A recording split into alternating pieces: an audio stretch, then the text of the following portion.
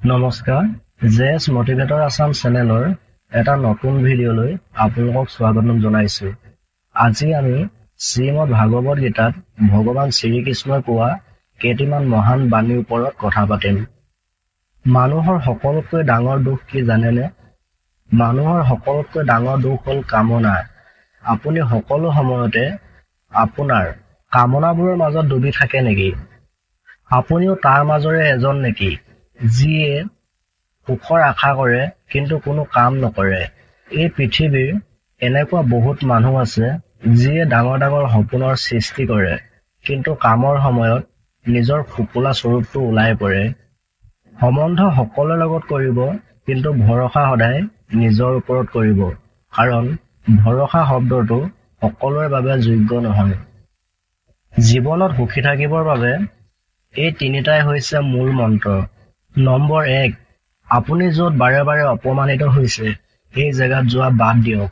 Number 2, যাক আপুনি ক্ষমা কৰিব নোৱাৰে তেওঁক পাহৰি যাওক, অকলে থাকিব শিকক।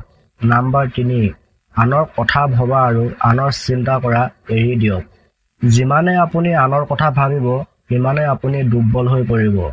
বিবেক হৈছে মানুহৰ প্ৰধান বিচাৰ। যি ব্যক্তিয়ে নিজৰ বিবেকৰ ওচৰত প্ৰশ্ন কৰিব জানে তেওঁ কোনোদিনেই কোনো বিচাৰকৰ সন্মুখীন হ'ব লগা নহয়। এইখিনিতে এটা কথা কওঁ, জেএছ মটিভেটৰ আছাম চেনেলটো সম্পূৰ্ণ এটা নতুন চেনেল হয়।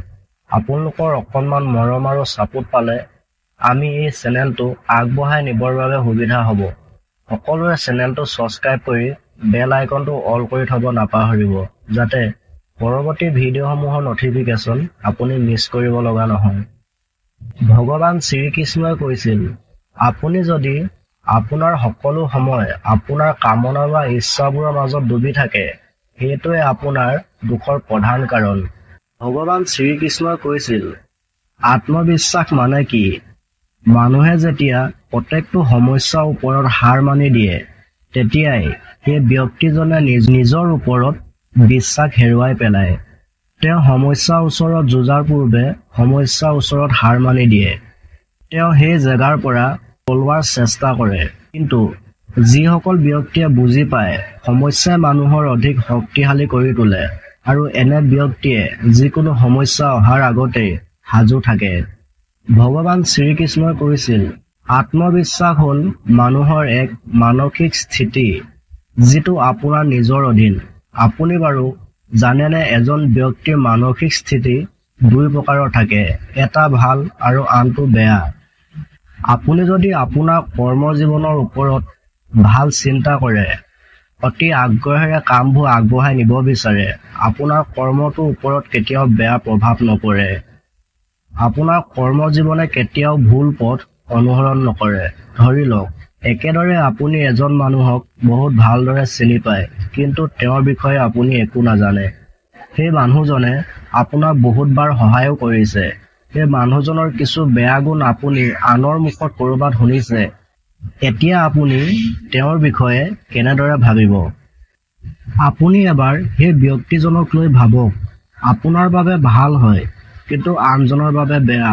তেওঁ ভাল নে বেয়া? তলত কমেণ্ট কৰক।